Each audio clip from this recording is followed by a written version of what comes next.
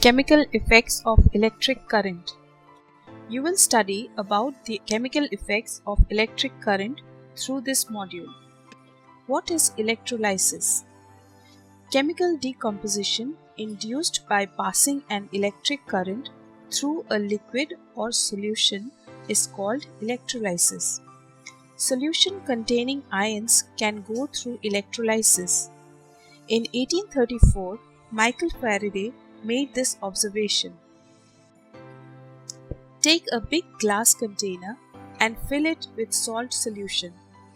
Place two electrodes and connect it to the source of current.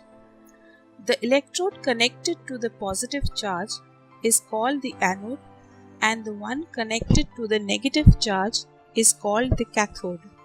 Sodium reduces to form sodium plus ions and chlorine oxidizes to form chlorine minus ions. The sodium plus ions move towards the cathode and the chlorine minus move towards the anode, forming chlorine gas. Electroplating. Electroplating is a method of moving ions through a solution to coat a metal.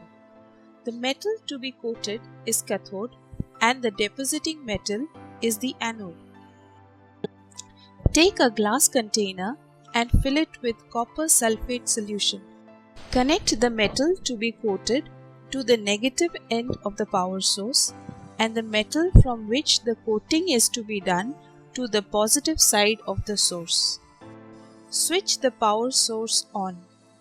Copper is reduced to form copper plus ions which travel through the solution to deposit on the cathode. The ions deposit on the surface of the metal that is to be coated. In this way, a layer of copper is formed on the metal. Summary. Chemical decomposition by electric current is electrolysis. Method of coating a metal with another metal using electrolysis is called electroplating.